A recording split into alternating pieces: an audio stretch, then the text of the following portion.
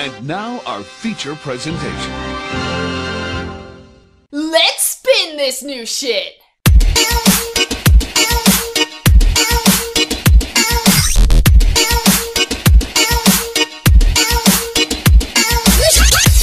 Hey everyone, and welcome to CloudsDale Cafe, where we just swap our hosts with no say whatsoever. So, and today we have Cinnamon Top.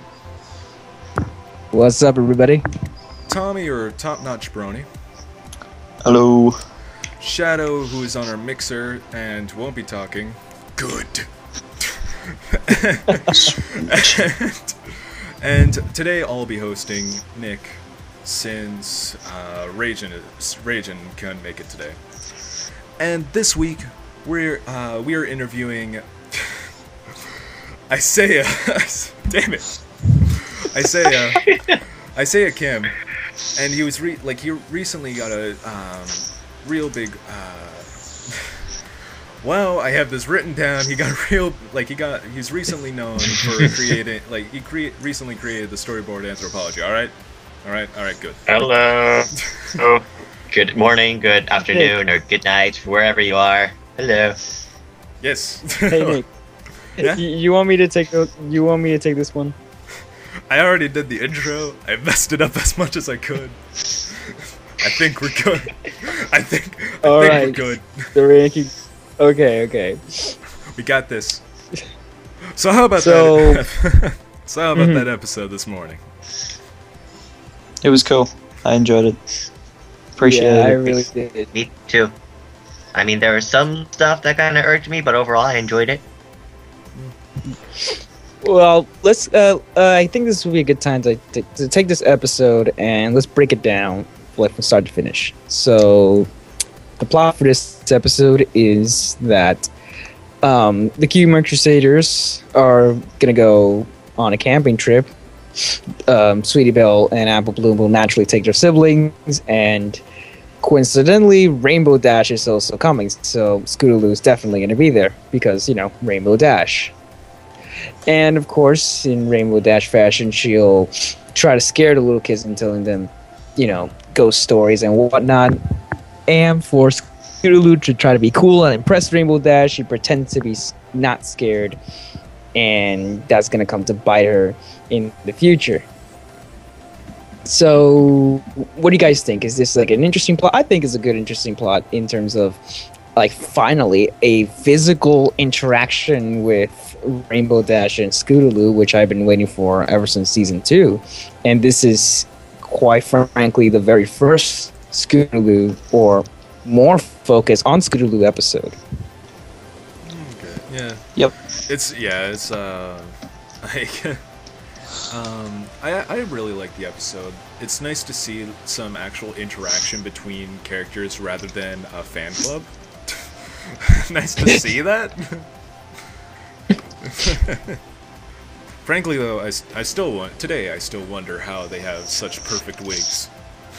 Yet they don't. They're just not manufactured anywhere. Yeah, I mean, apparently everybody can dress like Rainbow Dash.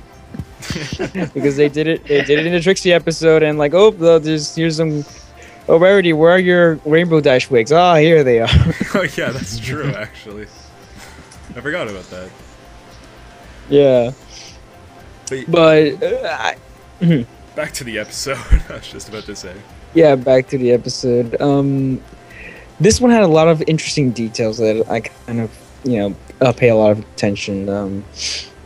This time being that Scootaloo has a bigger speaking role in this one, so we gotta get to actually know more of the character and how she is, and it's really interesting how they went, because this is a very different Scootaloo. This is not the same like all the other episodes, if you haven't noticed, really.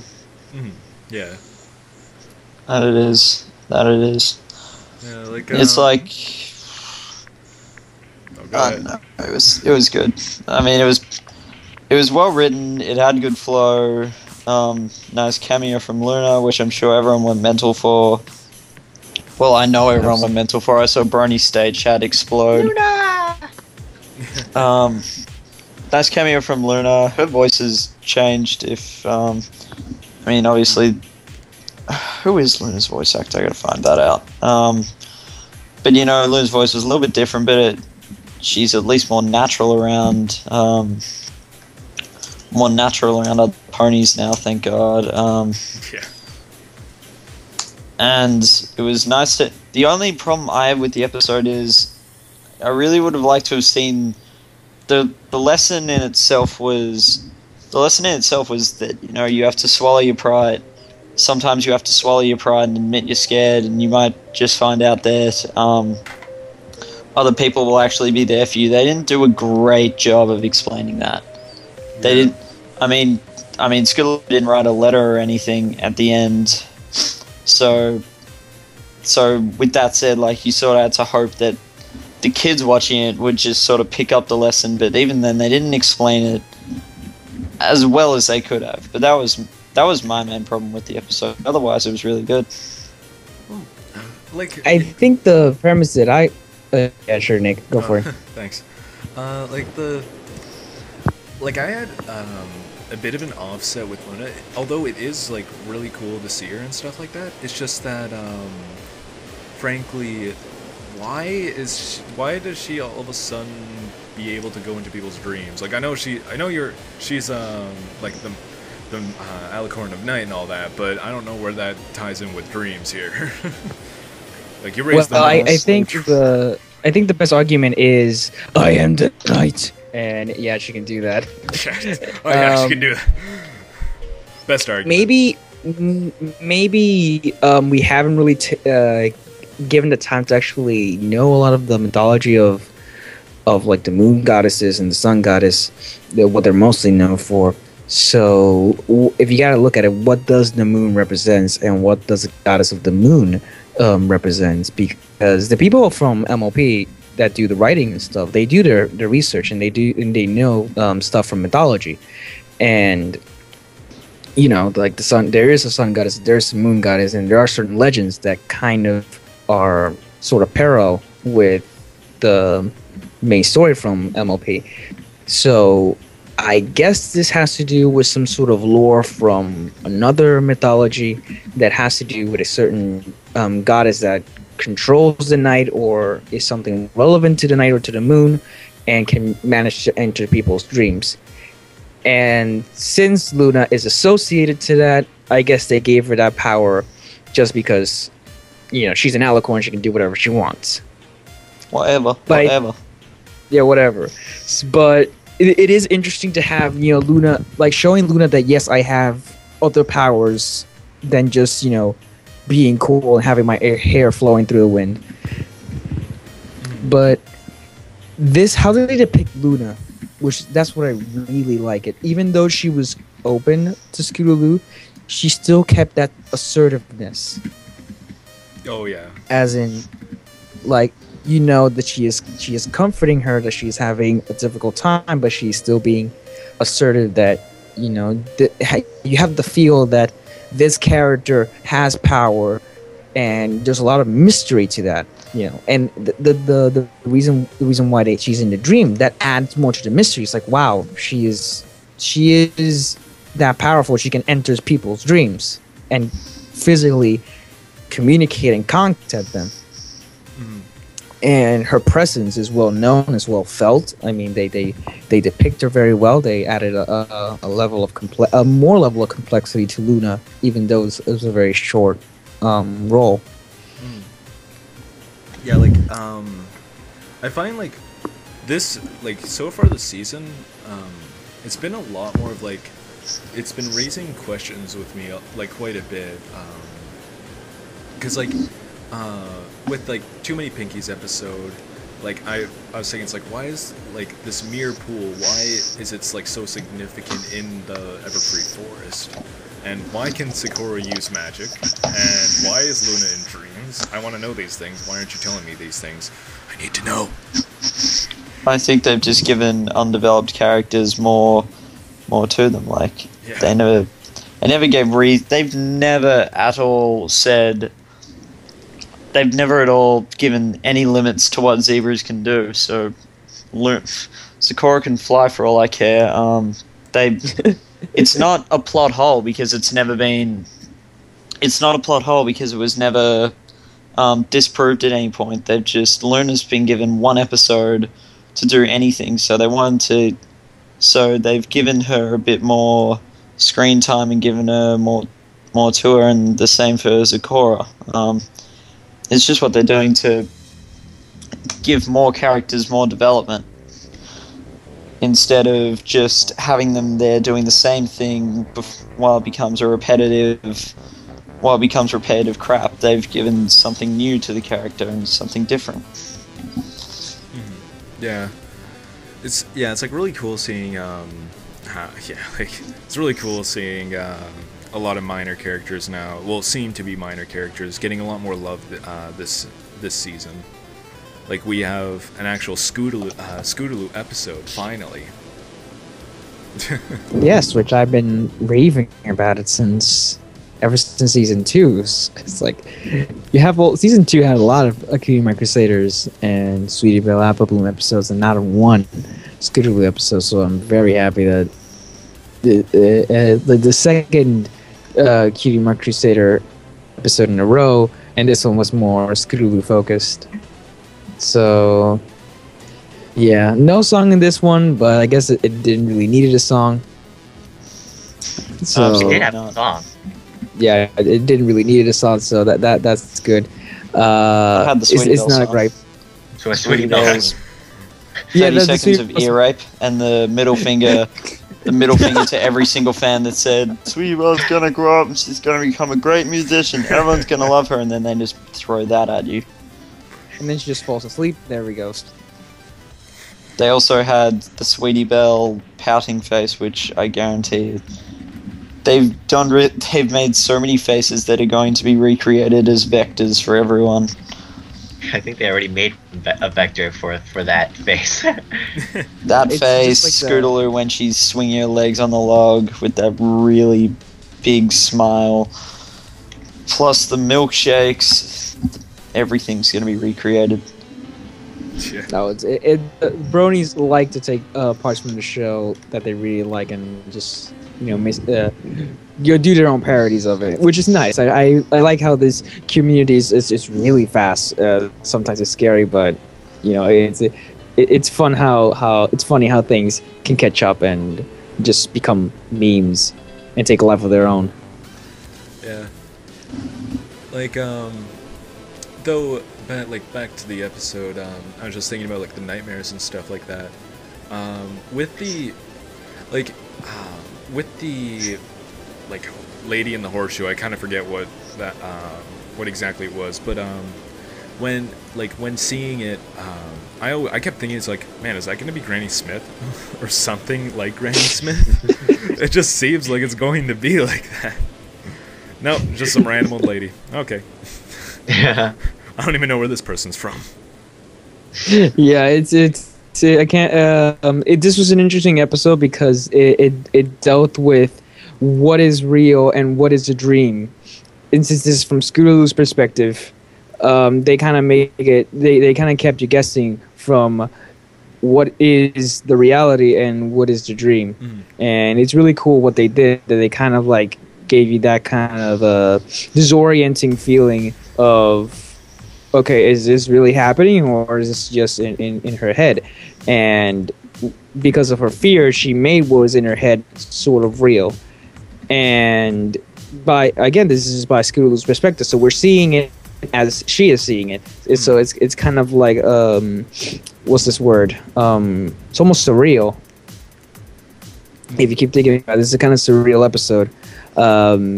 Another thing that I really like is how they finally managed to make a bond, an actual permanent bond, because this is not something that, oh, this is just for this episode and this will never happen again. No, like Rainbow Dash kind of accepted Scootaloo and embraced her finally. Yeah. Like, Scootaloo finally took up the courage to tell, that Rainbow Dash, I wanna, be sort of like it's kind of like an apprentice type of thing, take me under your wing, because she wants to learn how to fly, and she really admires Rainbow Dash. She idolizes her but Rainbow Dash kind of never really noticed it. And now that she finally opens up to Rainbow Dash, her hero, she finally forms that bond. And I think later down the line, a sisterhood is going to be formed between them. So finally, Scootaloo is going to have that sister that she never had, and we'll finally, you know, exactly. So we'll finally see a link to everything's going to finally fit. You know, you got Sweetie Belle that has Rarity, Apple Bloom that has Applejack, and now Scootaloo that has Rainbow Dash. So now we've every single Crusader has their own role model, their, you know, who they want to be, who they look up to. Because, you know, Sweetie Belle, even though Rarity does terrible things, Sweetie Belle, she really looks up to Rarity. She really likes her. And Apple Bloom, well, of course, she really looks up to her big sister. And, you know, and they have bondings, and, you know, they have fights and whatever, but, you know, they're gonna stick together, and they have that really important bond that's never gonna go away. And we finally after what, 50 episodes, they finally managed to make that bond real, physical, and that was kind of like the biggest issues for me. Yeah, it's like, it almost seems like each of the main 6 now, like they pretty much have their own pets. They have their own siblings, like kind of like Twilight to Spike, except for, well, okay, I guess Fluttershy doesn't have a sibling. How you like it, Flutters? Yeah. Angel, I guess. Well, that's Angel, the abusive big brother. Well, Angel's more of her pet, really. Angel's a little dickhead. And like, I guess Pinky also doesn't really have the. Well, actually, she has the baby cakes. So that's kind of like little siblings to her. Yeah, Fluttershy. I guess you could say the bear. The bear. Yeah. Oh, of course. The bear is like. Harry the bear. Yeah. I love Harry. I still love that bear. Like, he was just wanting to enjoy that fish, and then just Scootaloo comes in. Nope. I was afraid that it was gonna. Yeah, I thought he he was gonna bite her head down. off. Yeah, that's true. Yeah, I was wondering. Right. Yeah. Well, for me, this episode deserves at least an 8 out of 10. No, you know what? I'm gonna give it a 10 out of 10 because it finally did the Scootaloo Rainbow Dash bonding thing. I'd give it a 4 out of 5. All right. Actually, no. Sorry, I'm gonna give it a yellow out of a blue. Yeah, there we go. Yeah, that's my rating. Stamp that. And you, Tommy, what do you give this one? I'm gonna give it a doorknob out of a pool cue. All right. Really, that high? Yeah. Alright. Basketball ring out of a cricket bat. Yeah, that seems Okay, right. that seems fair. That seems right. And Isaiah, what do you think? What do you give it? I'm gonna be boring, and I'm just gonna say an 8 out of 10. It's a great episode. Not perfect, but it's great. Yeah, seriously, I'd give it like an 8 out of 10. It was I don't. It was good. understand It that wasn't rating system. amazing. It wasn't amazing. It was good, not great.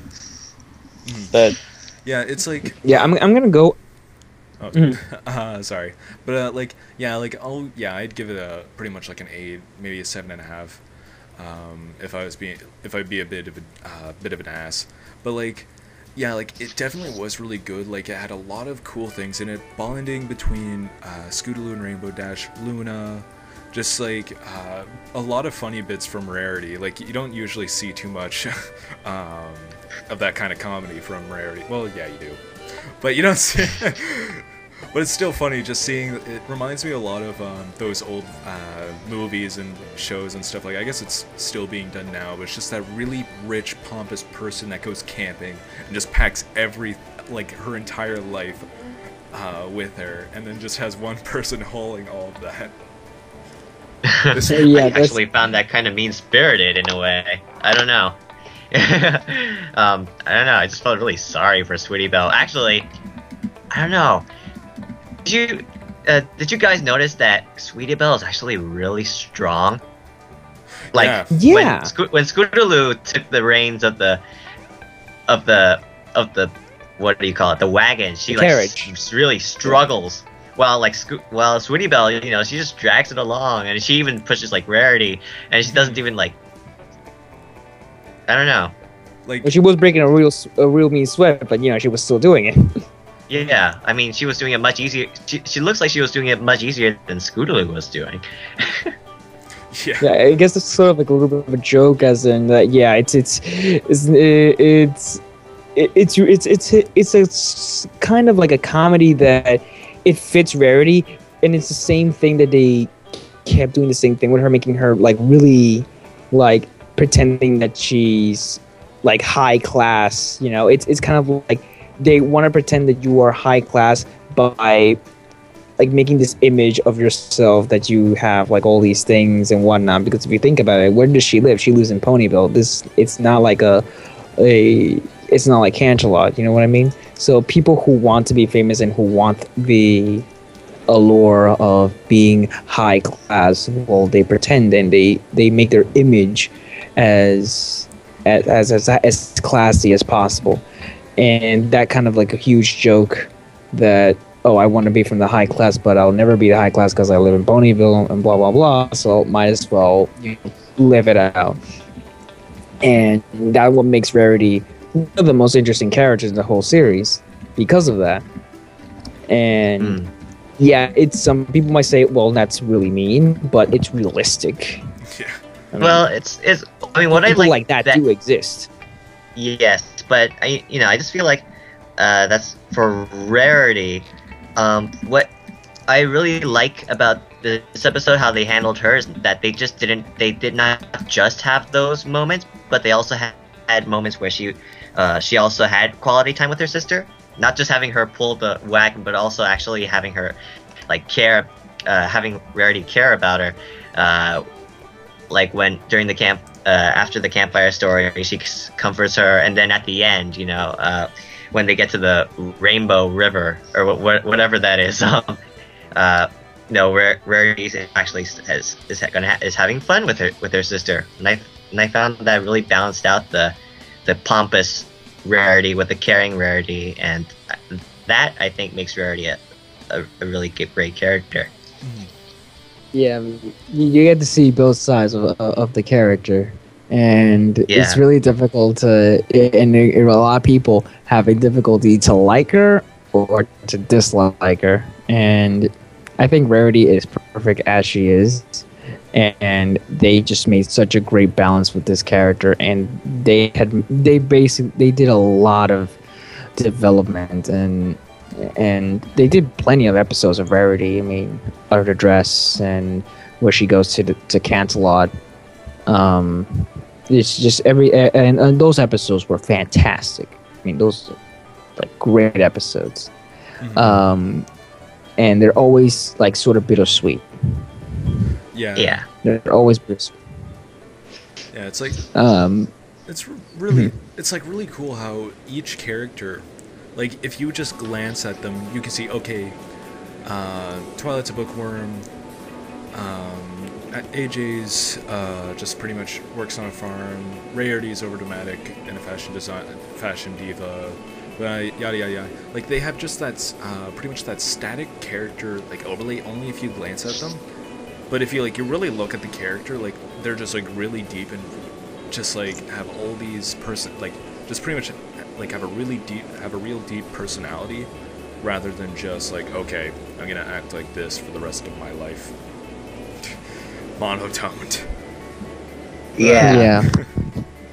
They did that for both Rarity and Rainbow Dash in this episode, which I really liked. Okay, so now we kind of like finished discussing the episode. I want to bring out another topic. We were discussing it earlier in the pre-show. Should pony creators cease to exist? No. Definitely not. Like my viewpoint on it, it's like, although like it gives people who like sorry, it gives people who can like just like if they really can't draw, but like they have so much stuff that they already do that like they just can't really take the time and draw, but they really want to make their own OC, like that gives them the power really to do it. And like whenever I like first time I really got into the fandom, I did use Pony Creator to make my OC, and I used it recently for Electric Sky for figuring out, okay, what kind of color scheme do I want? Like here's some examples of hair that I can kind of base my design off of it, stuff like that. And like I've seen people saying like I always use Pony Creator for getting like the right color levels, like from shading and stuff like that, for the lines, for the body color, all that kind of stuff, which is like it's really good program to use. And frankly, taking it down because it's uncreative or just some stupid reason that people just don't like it, it's just like, it's no argument, it should stay up, is what I'm saying. Alright, so what do you think, Tommy? Absolutely not, because, well, like, it's no secret that I cannot draw for my goddamn life. Like, I am disgusting with a pencil. Not even just my drawing, my handwriting is horrible to look at. You can find 6-year-olds with better handwriting than me. And it actually went on a steep incline since I was about 8 years old. So I can't draw for my life, so that doesn't mean that because I can't draw that suddenly I'm not allowed to have an OC. Or it doesn't mean that just because I can't draw doesn't mean that that's it, you can't have an OC. You've got no way of getting it done. And if, say, I didn't use Pony Creator and I still want my OC done, let's say I go to Cinnamon, it's pretty hard to say to Cinnamon, okay, I want the hair like this, I want exactly 3 strands, I want exactly 3 groups of strands on the fringe that point out at a 45-degree angle on his head. It doesn't work that way, and Pony Creator is actually a really good way of creating references, and it's how I made a reference for a little bit. Now I've got 4 or 5 drawings of my OC, and I'm really happy with that.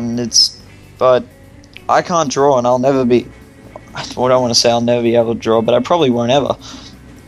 And Pony Creator just gives me the chance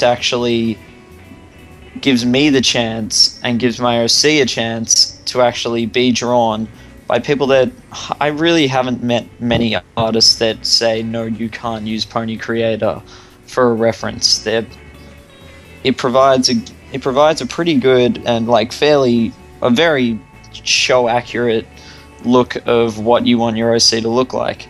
That being said, with the Pony Creator Ask blogs, which I have seen around, I mean, they're not the worst thing in the world, but I can understand why an artist would be annoyed if, say, a Pony Creator Ask blog gets more recognition than an Ask blog that they're actually drawing, and they're actually putting, let's face it, a lot more time and effort into when they're actually, putting pen on paper, or touch pen on tablet, whatever.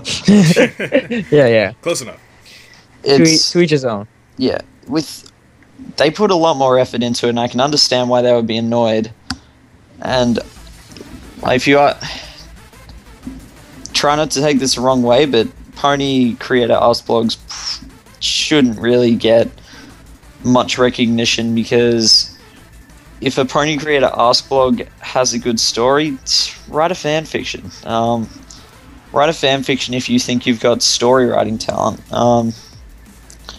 Because using Pony Creator to answer questions on Tumblr doesn't display a lot of talent. So, like, with all that said, I can see where artists are coming from if they're really annoyed about it, but it definitely shouldn't. It shouldn't be going anywhere, because it's a good starting point for people's OCs. And with Nick, when he was experimenting with his OC, like, you could not be bothered going into Photoshop and then coloring it different things every time. It's a lot easier just to pick one color on Pony Creator. And I was faced with such a hard time trying to figure out, okay, what do I want for the hair? I had no idea what kind of hair I would want. I didn't really have the time to invest. Okay, I'm gonna draw this hairstyle. Nah, that doesn't work. Draw this hairstyle. Nah, stuff like that. So I pretty much took a base. I took a base that I liked, and then with that I made the hairstyle. I can't really say that I made a car out of hair. Well, okay, last but not least, Isaiah. I want Isaiah's opinion on that one. Well, I mean, I pretty much agree with what all you guys are saying. I mean, I would consider Pony Creator to be like a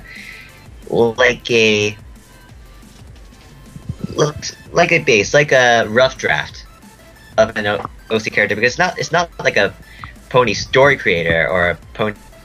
I mean, I guess it's a character creator, but not really. It's more of a an outside look at a quick outside look at the pony you're creating. So it's not necessarily like the actual pony. It could give you inspiration, or it could give you a basic idea of what your pony would look like. Because Pony Creator is, if you think about it, it is kind of limited. I mean, there are millions of ways you could. Well, I don't know how many. I don't know the statistics, but there are lots of ways you could make different ponies on Pony Creator with some accessories that are debatably horns and stuff. I don't know. But with all that said, it's like you're free to do whatever you want on Pony Creator, and you're able to take the inspiration from that. But like you guys said, I don't think it should be used for actual image usage. Maybe for inspiration, but as a base, but not actually used for not take the actual pony from the Pony Creator itself and just paste it on as a character or whatever. Yeah, and what Tommy was saying before, using a Pony Creator to answer questions, that kind of stuff. I think it'd be a lot better just to answer questions without pictures, but be very descriptive in those answers. Because really, someone's imagination can do a lot better than a Pony Creator.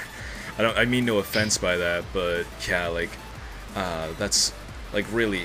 Reading a book, it's really your imagination. You relate the characters, you let you make the characters look what you want them to look like, really. So even though you may in the description you may give a basis of what your pony looks like, but in the end it's the reader determines how that pony looks to him or her. So, alright. Well, what I think is that it should be destroyed and burned in a fire, so the internet.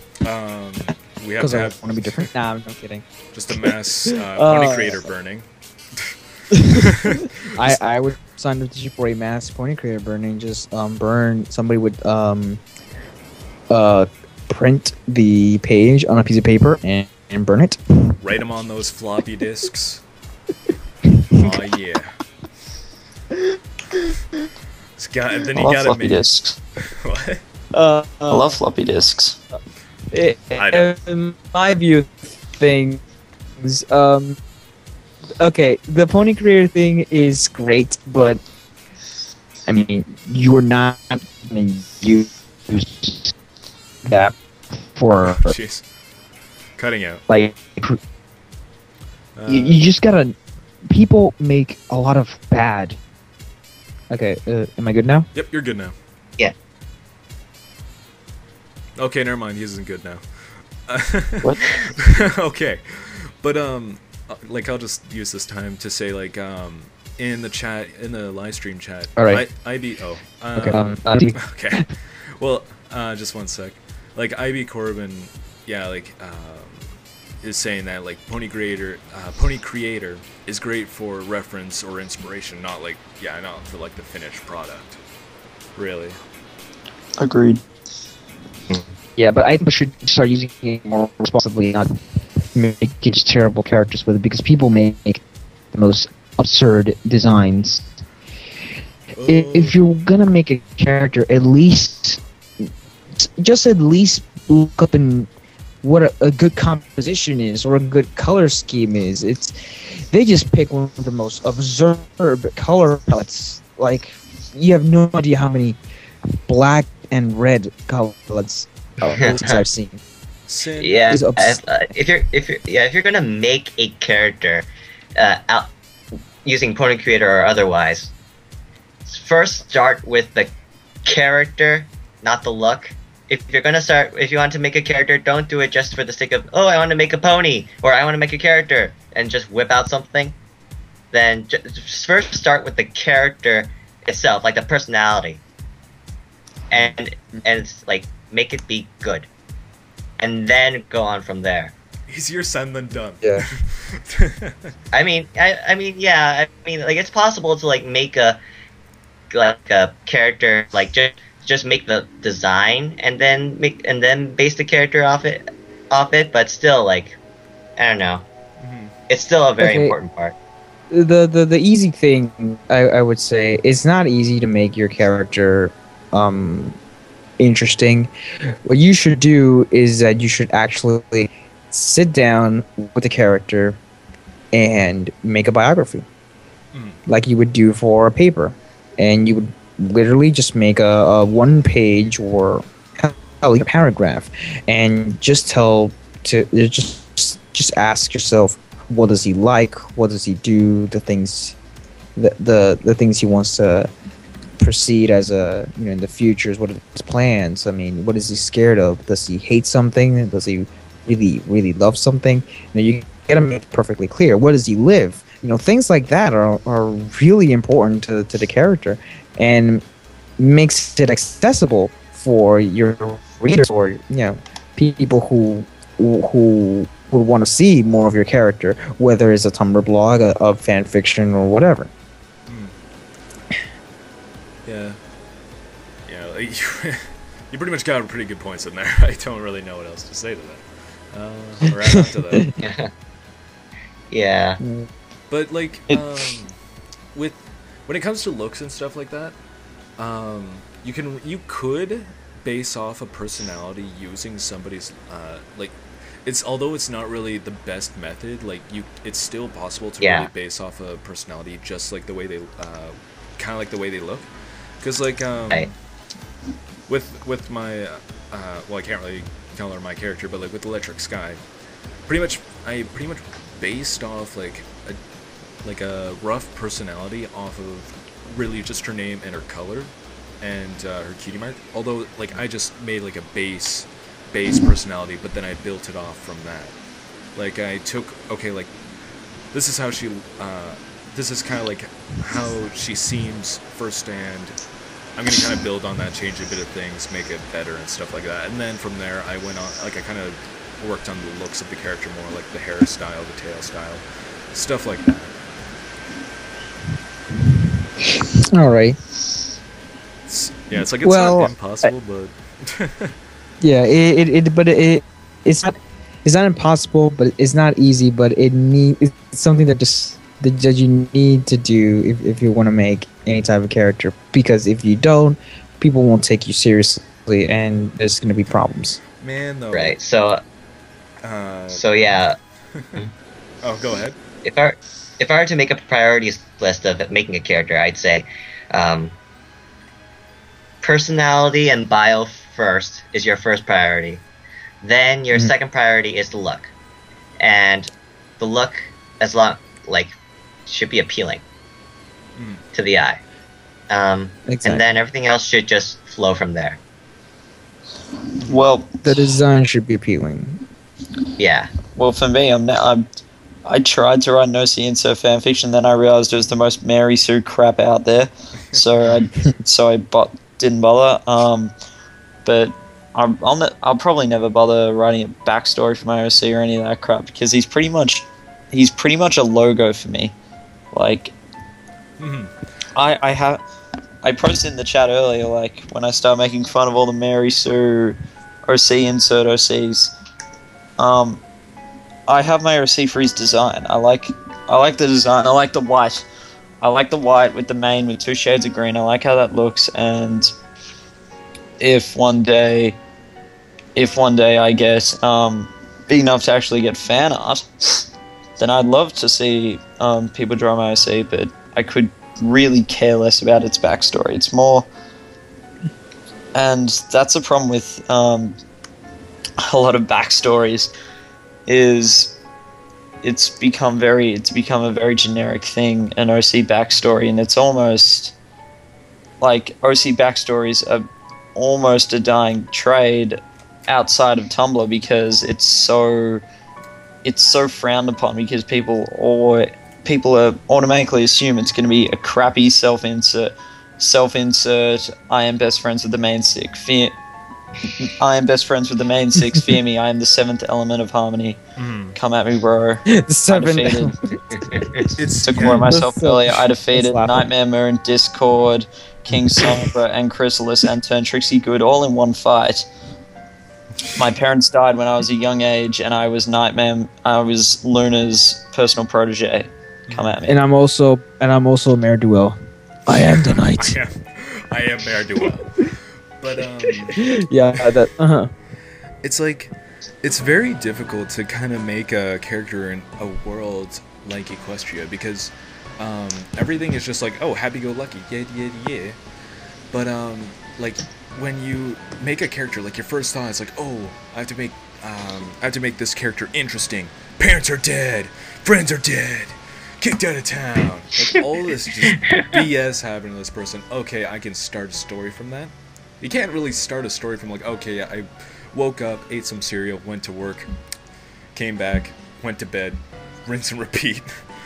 Like, you can't really base a story off of that. It's very difficult to kind of get a character that people can relate to, that, like, you can't, you can, but it's extremely difficult to find a way to have somebody, like, really normal, like, somebody that you can relate to, and then but still base, like, a really good story without having a bunch of Mary Sue crap in the way, really.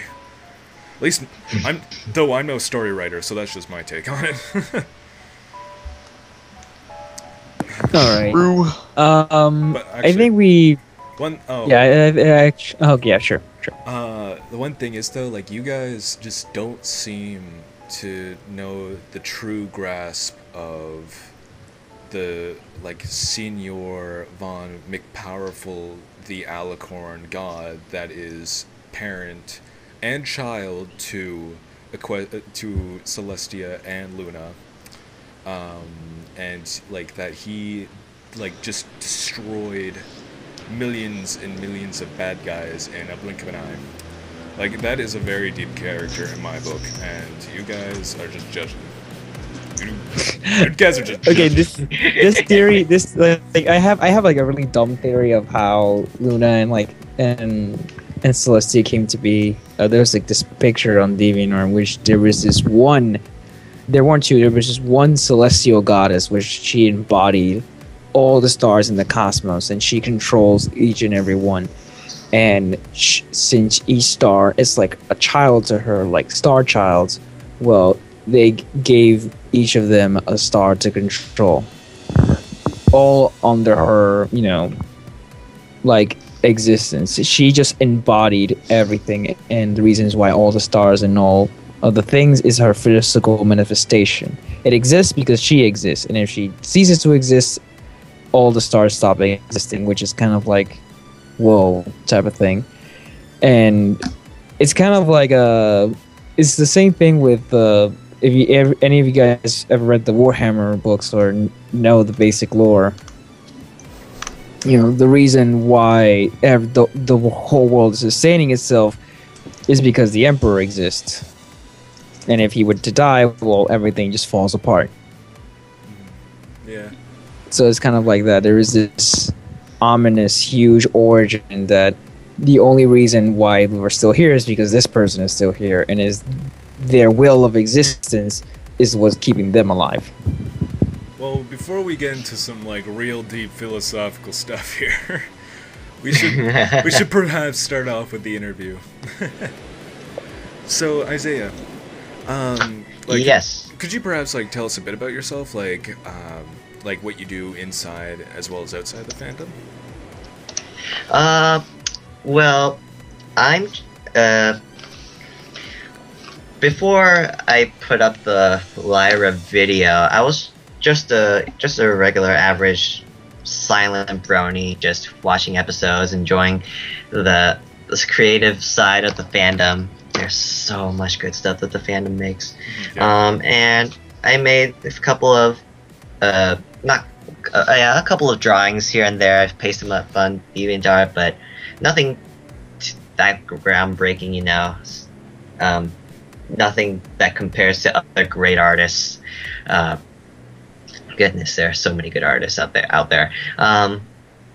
And yeah, that's pretty much it for me. Like in brony wise, outside of the Lyra video. Currently in the brony community, I'm working on Double Rainbow as an animator. You got if any of you out there know what Double Rainbow is, it's going to be the first fan made episode by Flamingo 1986 Studios, and it's going to be coming out very soon, hopefully. Can we get like a date on that? Any? I can't confirm a date. It's just gonna come soon, like around next year probably. That's very broad. It's not gonna be 2 years from now, definitely. Oh, okay. 380 days or so, it will be out. Keep an eye out. Yeah, it's right around the corner. Christmas next year, 2013. Yeah, 2013. Yes, if the world doesn't end. But anyways, outside the brony community, I just do other side projects, my personal side projects. One is my own comic series, Ken and Willie, starring basically these two brothers, Ken and Willie, going through their daily lives. But I don't have to talk about that right now. And then another thing is I worked on with a friend. His online persona is Reconstructed Dragon, and he and I, mostly him, translated a French independent RPG called Off.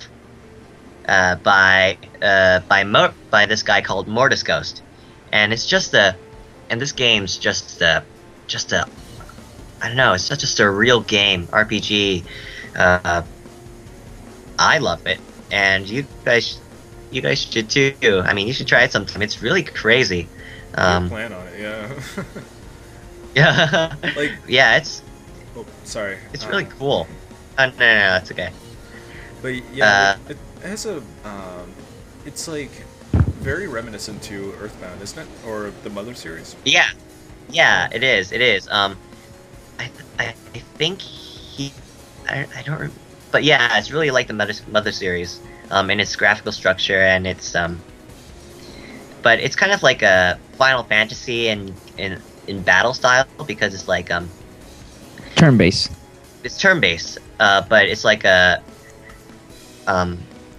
time-based system. Okay. Oh, so this has like each character has like they have to fill up a certain bar for them to attack, right? Yeah, much. Yeah. Yeah, it's when they start doing Final Fantasy 12, they kind of switch it up. Mm-hmm. Yeah. So it has that kind of battle style, but yeah, I really think it's great. So.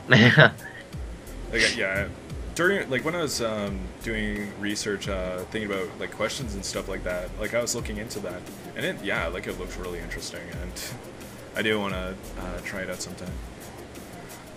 But anyway, oh sorry, what were you gonna say? Oh sorry, I was just saying that are currently working on a update to the translation, and hopefully we'll get that out by the end of this year. Okay. But anyway, back to your your drawing and animation. What made kind of what kind of really sparked your interest in drawing and animating? Where do you get your motivation from? I've always loved to draw since I was a kid. When I was little, I watched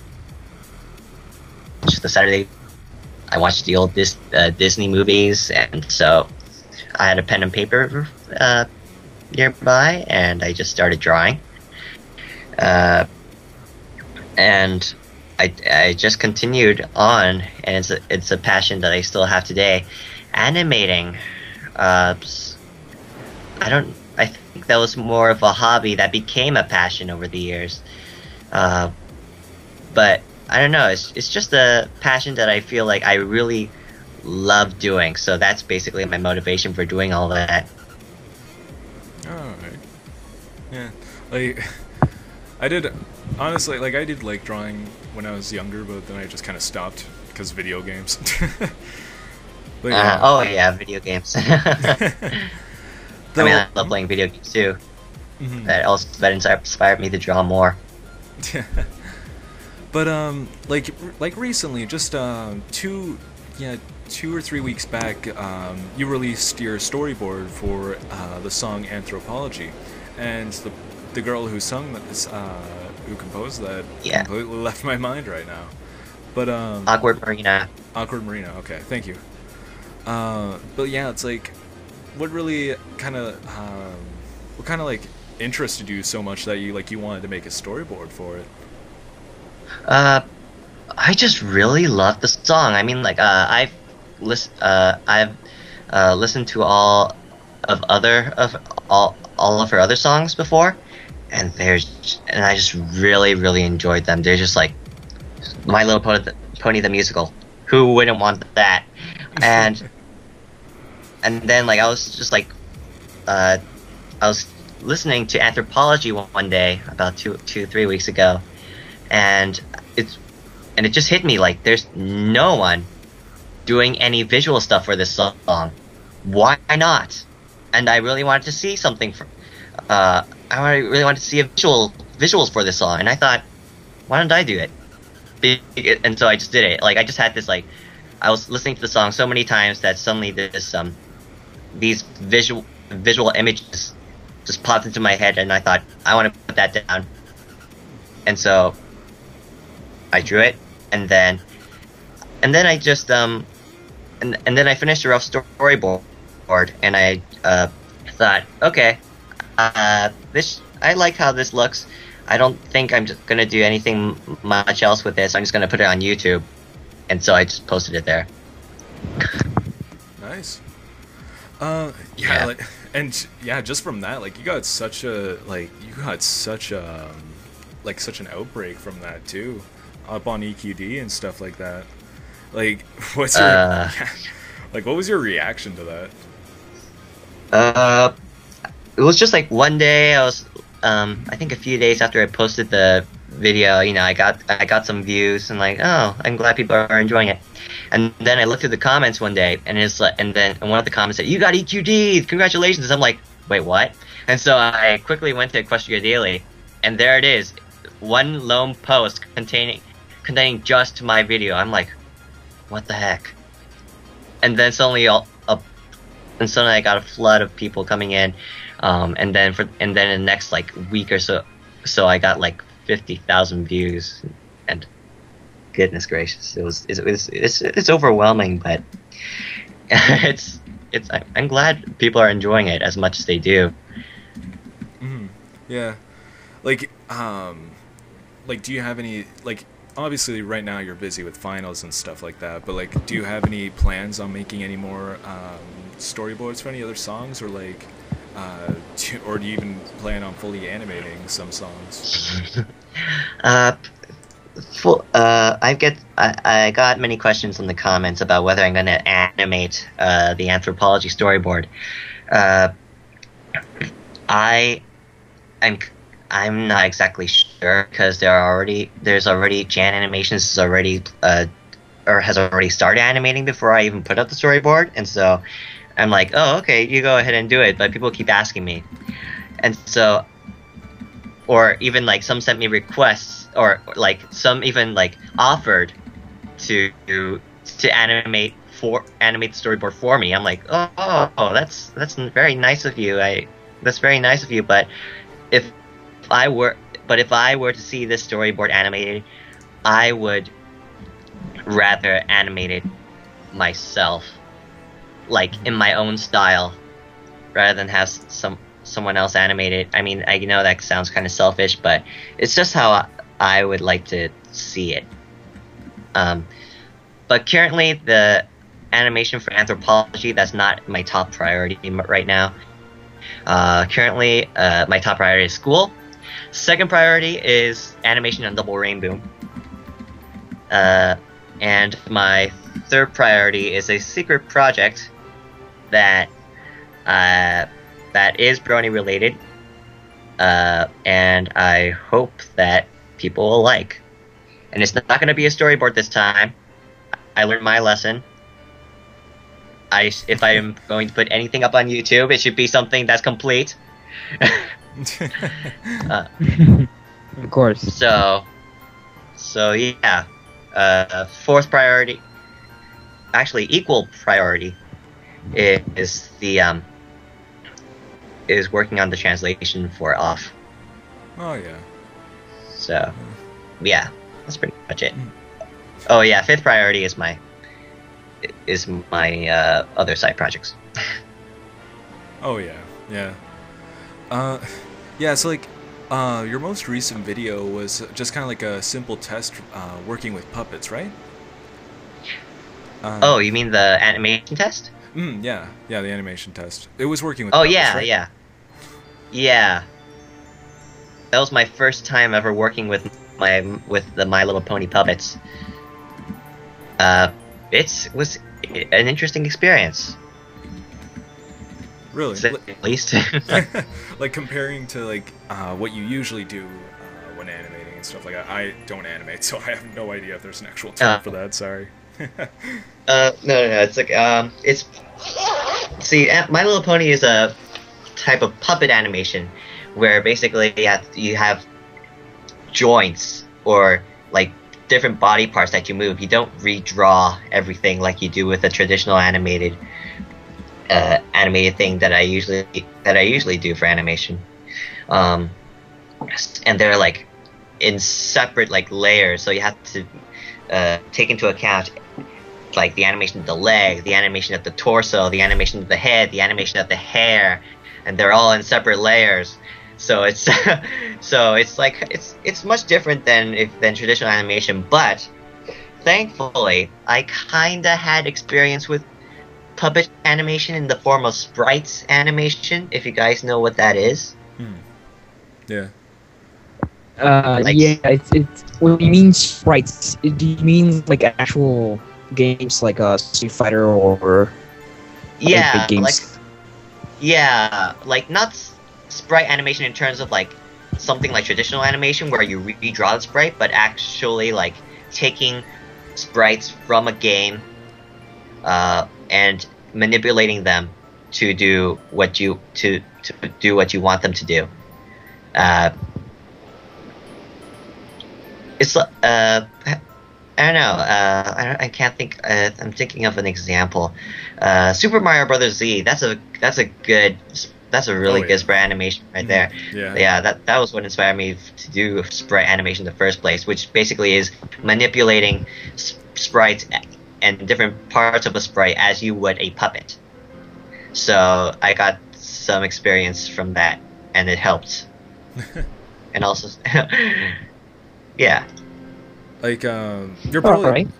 you're probably using that in animating Double Rainbow, right? Yeah. Oh, okay. Like you plan on using that into any other like any solo projects that you plan on working on, or just gonna go with traditional animation? It's just yeah. I'm probably just gonna continue on with traditional, because that's what I want. That's what I want to go for. And if I ever do like Other stuff like that would just probably just like a very minor side thing or something. But traditional is going to be my main forte, so to speak. Oh yeah, yeah. So like you also have done covers for songs as well, vocal covers, which are really good, by the way. No, thank you. Like, do you plan on like, are any of those on your bucket list at all? Those covers were it's just they were just for fun stuff. I like this song, and I have the urge to sing it, so why not just record it? I am considering doing other covers, mostly Disney songs. Yeah, Disney songs, maybe some Muppet songs. I don't know, but yeah, I would like to do some more covers if they have the time. Yeah. Like Cinnamon, Tommy, do you guys have any questions, or because I'm pretty much out. I do not have anything. All right. Well, so do you see yourself more as an animator, and feel you dominate the most, right? Yeah, I would consider myself, more on the animation as an animator. And have you ever done any full animations, like full color, like everything rendered? Well, I do have two shorts on my two animated shorts on my YouTube channel. Save Me and Guess for Comfort. Those are my two main complete animations. Even though each of them is like 2 to 3 minutes long. Yeah. So what were your initial challenges for those animations? Well, for one thing, both had a deadline. The Save Me was for a high school banquet, and I was told that I had to finish it in a week, when actually the deadline was 2 weeks, so I kind of screwed myself over with that. But at least I finished it. The second one, Guess for Comfort, that one was for a art gallery show that took place back in October of 2012, if people are watching this in 2015 or whatever. October 2012.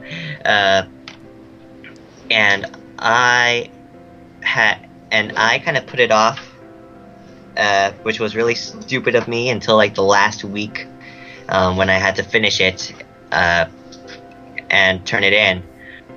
So basically, both of these, both my first and second shorts, I finished those in a span of a weekend, which is crazy for anyone who has ever animated. That is crazy, like sleepless nights.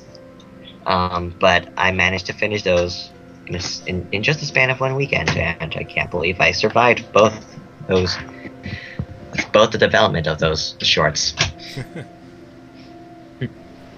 Yeah, so, sorry? No, go ahead. Oh, well, since I'm guessing we're all out of questions now, this is about the time where we turn to the viewers, and ask them if they have any questions. Although there is that bit of a just a bit of a wait between the stream to the, from us to the stream, so. Doesn't look like so far these guys have questions. just reading it here. Well, I don't know. I guess like also maybe some other upcoming projects that I'm trying to do is like updating my Ken and Willie comic, which is currently on hiatus. Even though I really want to get that done, I really like those characters have been with me since the beginning, and I really want to have probably want to update those story of those guys. Willie is currently my avatar. Oh yeah. So yeah, that's my character Willie that you see in the with the yellow background. That's not me. That's not me. That's my character Willie. Okay. So Yeah. Now everyone will assume that's you. Remember? Yeah. Really, because I thought that you actually did have blue hair and 2 scissors on your head. nah, I would never have that. Here's Tom. Yeah. Though we got one question. Don't worry. Oh my god. No, it's Okay. happening. Best pony. Best pony? Yes, right now. Best pony? Oh gosh, never been asked that question before. So Yeah, I know, right? currently put on the spot.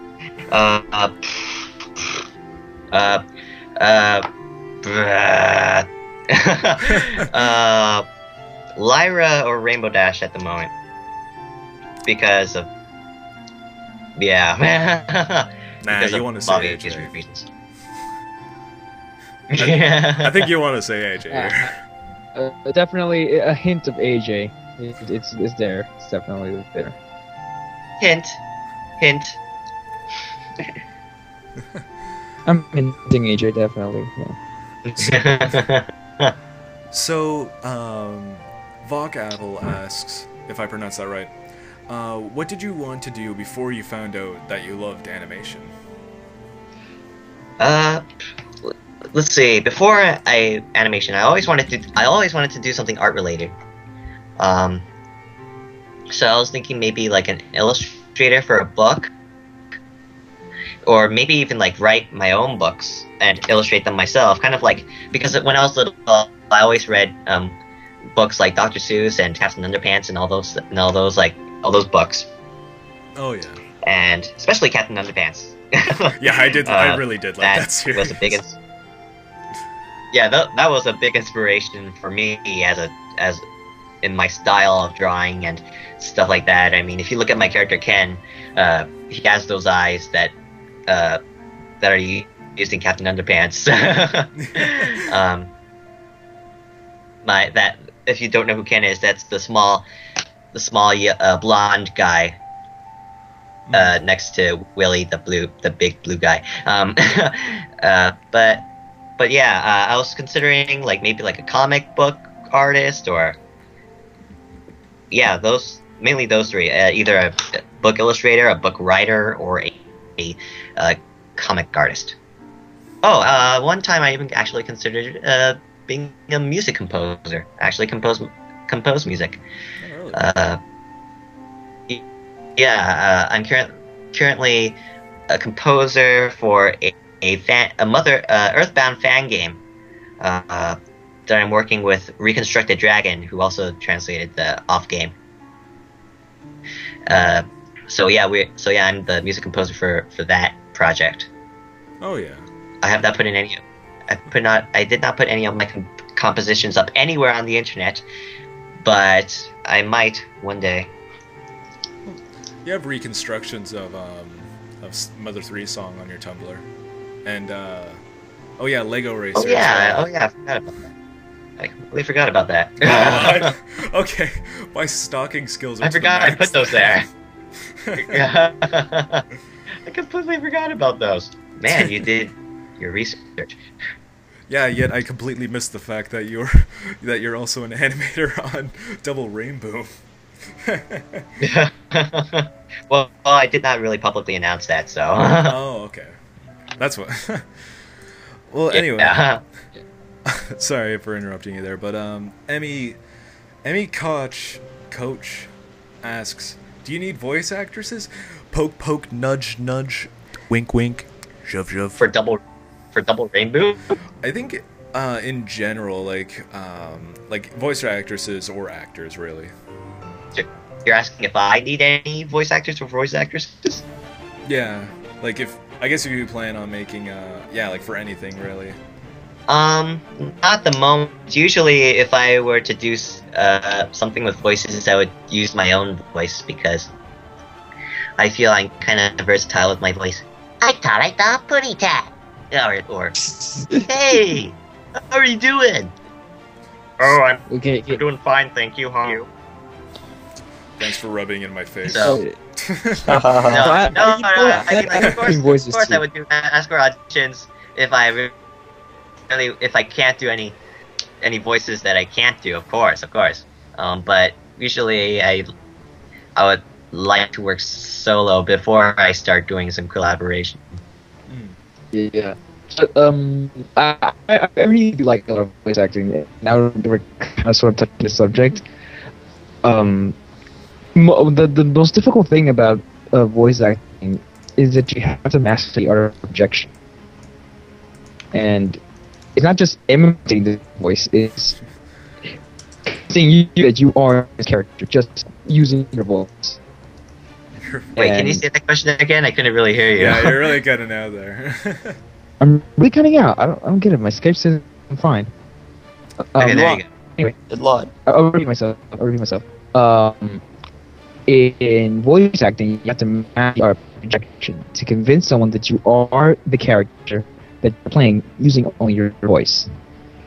And it's not enough imitating or sounding like the character, is expressing yourself like the character, saying things not sounding like he's saying it, but saying it how he would say it.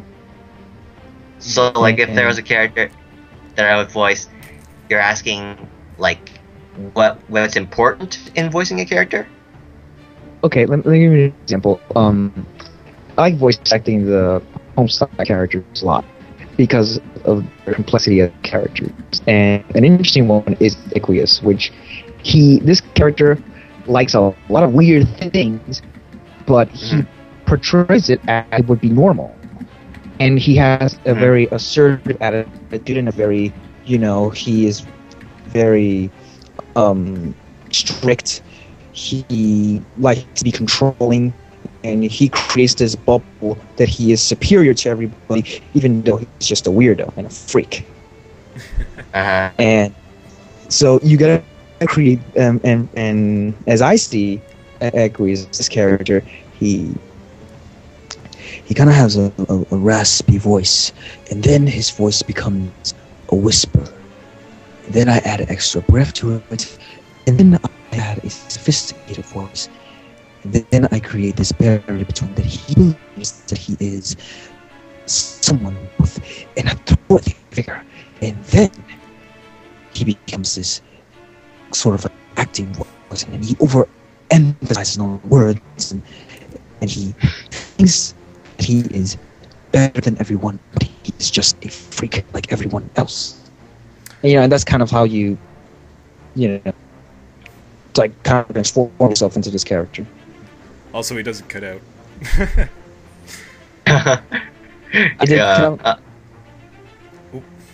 Yeah, you're cutting off a little bit. Wow, that was terrible. Well, you still got your point. You still got your point across. It's not like it was. It was cutting out so much that we couldn't understand you. But anyway, 10GA asks, what's your favorite video game? My favorite video game? If you have a specific favorite. Let's see. Mother 3 is a really good one. So either Super Metroid or Mother 3. Those would be my favorite games. I can't choose between the two. Yeah, those are really good games. My favorite is Superman 64. Die. I beg to differ. Custer's Revenge. I never is the played that best. game. What's it like? Oh wait, no, I heard too many opinions. It's awful. I believe that Custer's Revenge is the best in video game entertainment. Custard's Revenge, you said? Yes. Custard's Revenge. Oh yeah. Jeez, I'd love to know what you just said. I know. But, Now you're really cutting out. I really don't understand what's going on with my Skype. it's your internet, it's not your Skype. Oh my god. Yeah, usually, Whatever. I'm just. I'm just gonna go hide corner for now. Alright. Anyway, I don't know if I really should be asking this, but Apple asks, what's the most embarrassing thing you've ever done in public? What? Let's see. I don't usually go out in public much. I'd say, I guess, yesterday, for a project we had to do something for, the community. So my group and I, we thought that we'd do like a puppet show, but you know, it's kind of weird doing puppet shows out in the middle of the street, but we did anyway. So basically, we just went out next to a mall, like just right outside, like on a bench right next to the mall, and we just did a puppet show there. It was 3 of us, 2 plus me. One took pictures. One was like a dog, and I was playing as 2 characters, so I was pretty much doing 2/3 of the show, and I was just and we were just there, just like being crazy because I was playing as a ninja, who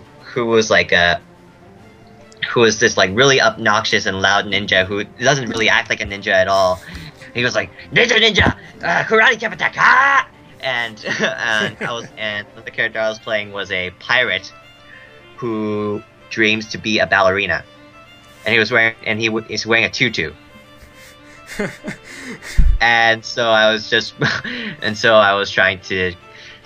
I was talking to myself, playing these 2 characters out in front of a mall. So at 5 in the afternoon. So right at dinner. Yeah. So yeah, I would say that's probably the most embarrassing thing I ever did out in public. Sounds awesome though. It was a long 15 minutes. Anyway, seems that the viewers are out of questions now. And Okay. I think we've pretty much run out of topics now to talk about. So, thank you for coming on, Isaiah. I keep having trouble, like right when I think about your name, I just like, okay, how's it pronounced? No, thank you for having me. This is my first interview, so like this is my first time being interviewed ever. So, thank you. I hope you had a good time. I did. Yeah, I did. It was an interesting experience. Oh yeah. I like how you say interesting. Yeah, actually, yeah, that's true. Anyway, thank you everyone for joining us. I'm Nick, saying goodbye. Thanks Cinnamon for being there. Thanks Tommy for being there. Thank you. I hope. Got your back. Thank you, Shadow, for working the mixer. Everyone, have a good night. Have a good week. See you next week. Take care. Bye.